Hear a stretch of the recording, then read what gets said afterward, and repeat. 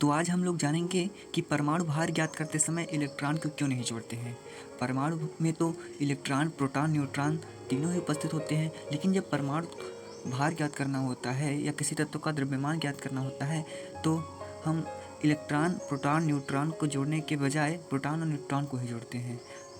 तो आइए पता लगाते हैं। तो चूँकि हम लोग जानते हैं कि एक प्रोटॉन का द्रव्यमान होता है 1.67 इंटू 10⁻⁻27 kg और एक न्यूट्रॉन का द्रव्यमान 1.67 इंटू 10⁻⁻27 kg और एक इलेक्ट्रॉन का द्रव्यमान 9.1 इंटू 10⁻31 kg।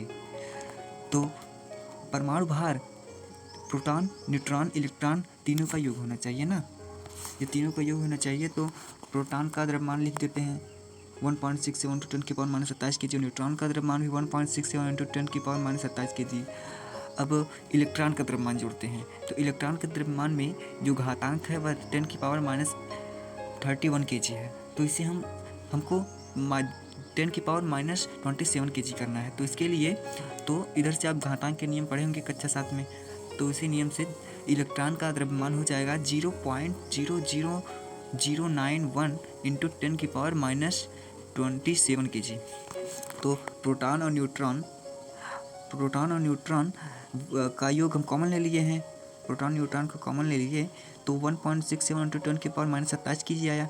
अब यहाँ पर लिखिए इलेक्ट्रॉन का द्रव्यमान इतना छोटा है। अब कंपेयर कीजिए एक से भी कितना छोटा, 0.00091 है और यहाँ पर 1.67 है।